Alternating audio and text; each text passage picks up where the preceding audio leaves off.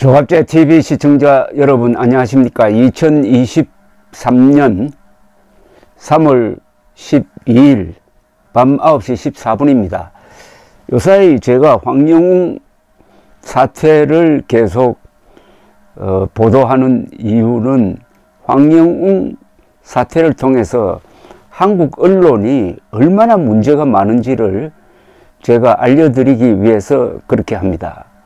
언론은 그 기본이 사실을 확인하고 사실과 거짓말을 구분하고 사실을 공평하게 또 다양한 의견을 공정하게 국민들에게 알리는 게 바로 언론의 임무입니다. 그런데 황영웅 사태를 보면은 상당수 언론 기자들이 앞장서 가지고 황영웅을 뭐 학폭, 데이트 폭력 자로 몰아가는데 언론이 기자가 꼭 지켜야 할 문법을 지키지 않습니다. 그 기사문이 완전히 자격 미달입니다. 제가 만약 그 방송사나 신문사에 부장을 해가지고 그런 기사 써 올라오면은 저는 그걸 찢어가지고 쓰레기통에 집어넣었을 겁니다. 이 기사가 아니에요. 그런데 지금 방송사, 더구나 MBC 같은 방송사는 큰 방송사 아닙니까? 맨날 공영방송 운운하면서 정의로운 방송인 것처럼 사기를 치는데 그동안에 MBC가 국민을 상대로 거짓말 해가지고 소요 사태를 일으키고 한 것이 얼마나 많습니까? MBC 오보만 모으면은 아마 책임 몇 권 나올 겁니다. 그런 선동 전문 방송이 아직도 문을 닫지 않고 대한민국에서 버티고 있다는 것은 이거 비극입니다. 다른 나라 같으면 MBC는 그 손해배상 물다가 문을 닫습니다. MBC를 바로잡지 못하면 대한민국이 이게 바로 설 수가 없어요. 윤석열 정부의 큰 지금 과제입니다만은. 그런데 이 MBC가 황영웅이라는 무명 가수 아닙니까? 한 석 달 전만 해도 무명 가수 아닙니까? 이 사람을 이렇게 코너로 모는데 문제는 그 기사가 방송 기사죠. 기사가 기사 문법의 초보도 지키지 않는다는 겁니다. 그러니까 제 눈에는 제가 기자 생활 53년 했다고 해가지고 자랑을 하는데 제 눈에는 기사를 딱 읽어보면은 아 이거 거짓말이구나 이건 과장이구나 하는 게 딱 드러납니다. 기사문을 분석하면은 거기서 바로 그 정체를 알아낼 수가 있습니다. 그런 점에서 제가 하나 그 기사를 읽는 방법을 여러분들에게 소개를 해드리겠습니다. 우선 요사이 황영웅 관련해 가지고 의혹이라고 나오는 거 있잖아요. 뭐 학폭 의혹, 데이트 폭력 의혹, 자폐아 폭력 의혹 이런 거는 의혹이라고 붙으면 일단 믿지 않아야 됩니다.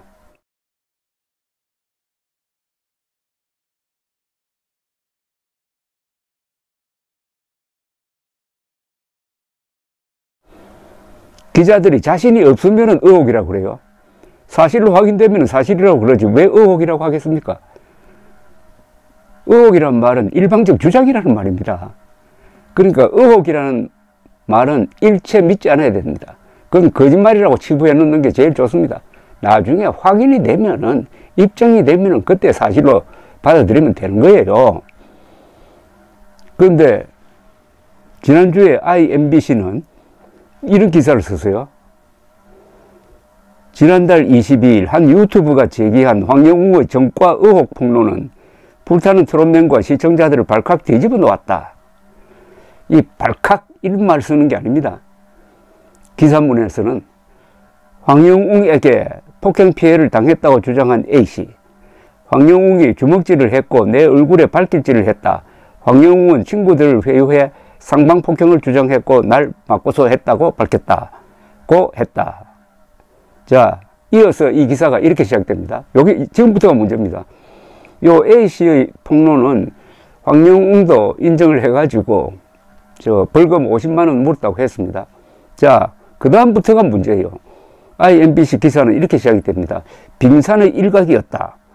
물꽃은 A씨의 폭로는 걷잡을 수 없는 폭로의 물길을 만들었다. 학폭, 데이트 폭력, 자폐아 괴롭힘 등 과거사 폭로가 쏟아진 것이다. 자, 여러분 이거 들으면 어떤 느낌 듭니까? 학폭, 데이트 폭력, 자폐아 괴롭힘 등 과거사 폭로가 쏟아진 것이다. 이게 다 사실이라는 전제 아니겠습니까? 그렇죠? 왜냐? 여기서 학폭, 데이트 폭력, 자폐아 괴롭힘 등 과거사 폭로가 쏟아졌다. 폭로라는 건 뭐냐면은 숨겨진 사실을 알리는 걸 폭로라고 그럽니다. 거짓말 알리는 걸 폭로라고 하지 않습니다. 그러니까 이 기자는 폭로란 말을 씀으로써 학폭, 데이터 폭력, 자폐아 괴롭힘이 다 사실이라는 것을 확신하는 사람인 것처럼 기사를 쓰고 있습니다. 그런데 증거가 있어요? 입증이 있습니까? 없잖아요. 일방적 주장만 있잖아요. 근데 이 기자는 학폭 주장, 데이트 폭력 주장, 자폐아 괴롭힘 주장을 사실로 단정하고 폭로라는 용어를 쓴 겁니다. 주장과 폭로 사이는 이거는 완전히 천당과 지옥입니다. 아니, 주장만 모아가지고 이것을 사실이라고 단정하고 폭로했다고 하면은, 그런 식으로 사람을 잡기 시작하면은 우리나라 사람 한 1000만 명 정도는 그 학폭 전과자로 만들 수가 있어요. 주장은 어떻게 해야 되느냐? 아, 그런 주장은 그럼 참고만 하면 됩니다. 아, 그런 주장이 있었다? 그 흥미롭다? 그럼 확인해 봐야지. 어떻게 확인합니까? 학폭을 어떻게 확인할까요?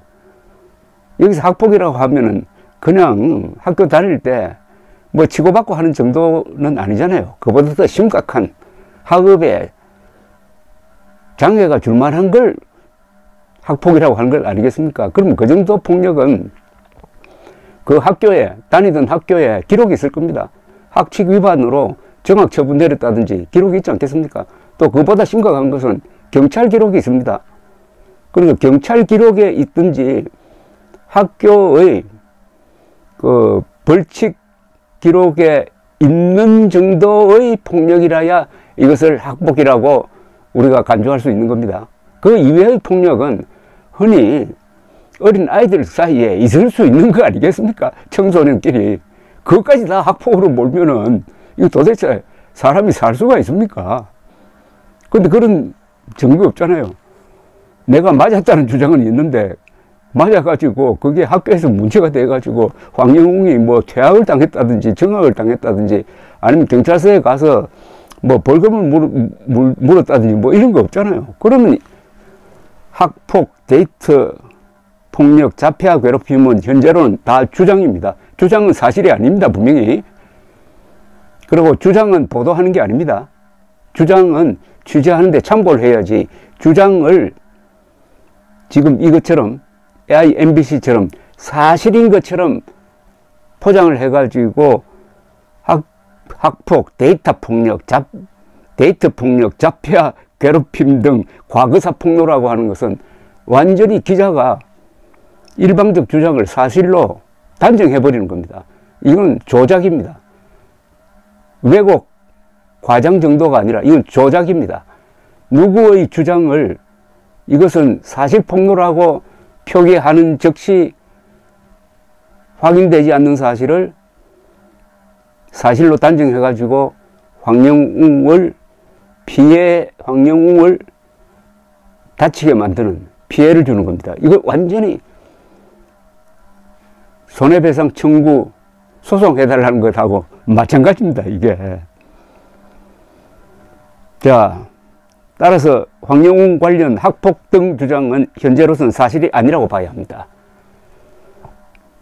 입증되기 전까지는 사실이 아니라고 간주해야 합니다. 이게 우리 형사법의 망고의 진리인 무죄추정 원칙입니다. 무죄추정 원칙은 대법원에서 확정 판결될 때까지는 무죄로 본다 이겁니다. 그러니까 황영웅에 대한 의혹 중에서 사실로 입증된 것만 사실로 보고 그 나머지의 주장은 다 현재로는 사실이 아닌 걸로 봐야 됩니다. 사실이 아닌 걸로 보고 기자든지 누구든지 나서가지고 조사를 해가지고 그걸 입증했을 때만 그때는 그 주장을 사실로 업그레이드 해주는 거죠. 지금 어느 기자도 그런데 학폭, 데이트, 폭력이 사실인지 아닌지를 확인하는 사람이 없어요.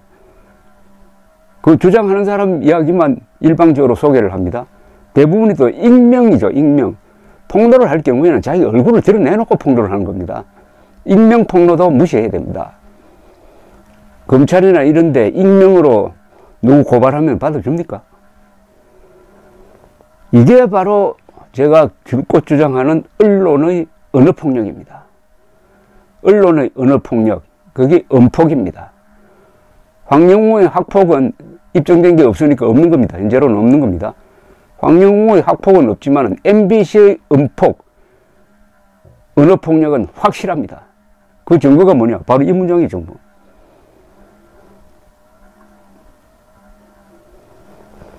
폭로의 물길을 만들었다.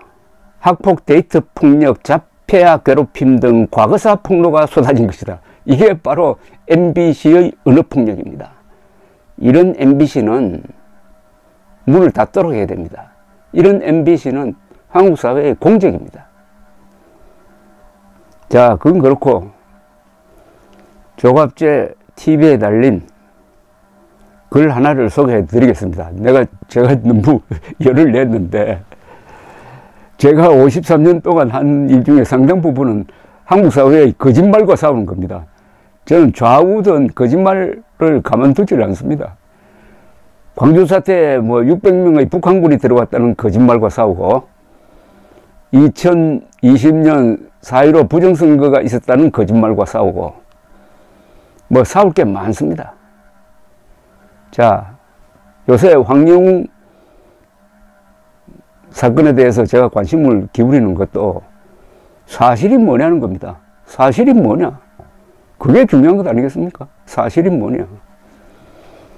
그건 그렇고, 제가 황영웅 관련 동영상을 올리면 항상 댓글을 많이 올려주시는데, 오늘 제가 출연급 한 2개 정도 소개를 해드리겠습니다. 그렇게 해야 마음이 좀 가라앉고 평온이 올 것 같습니다.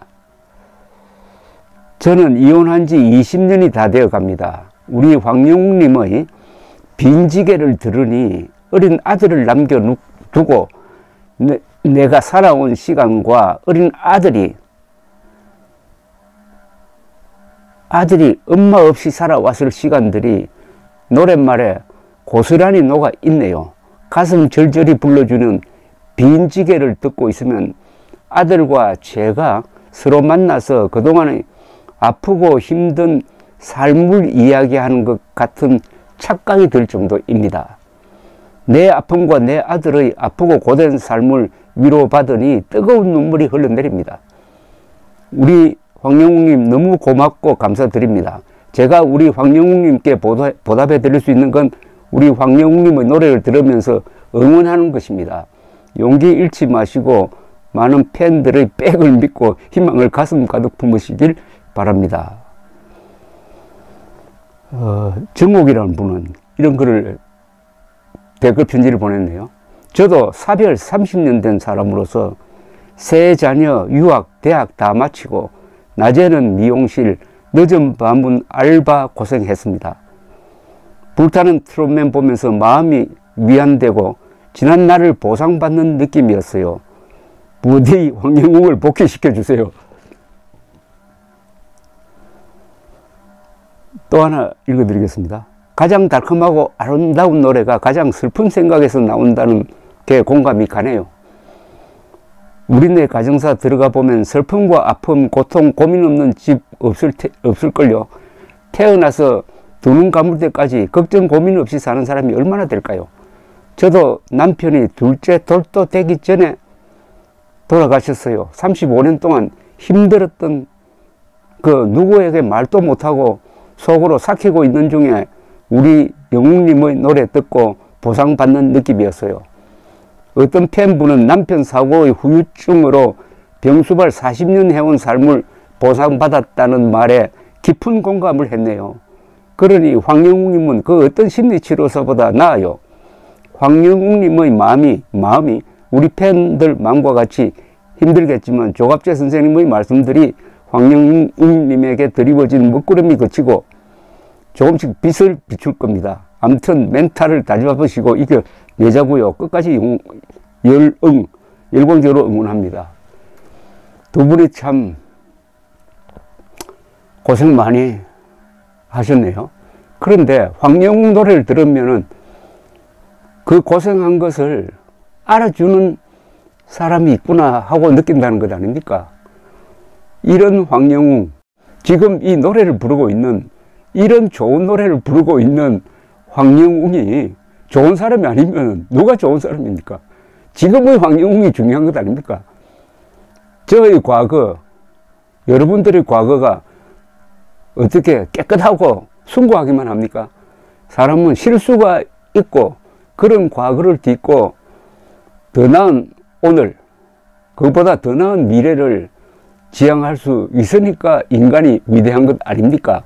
지금 좋은 일을 하는, 지금 대한민국에서 황영웅보다 좋은 일을 하는 사람은 나는 없다고 봅니다. 그 노래를 듣고 그 얼굴을 보면은 저 사람이 나쁜 사람인지 좋은 사람인지 그거 분간 못 합니까?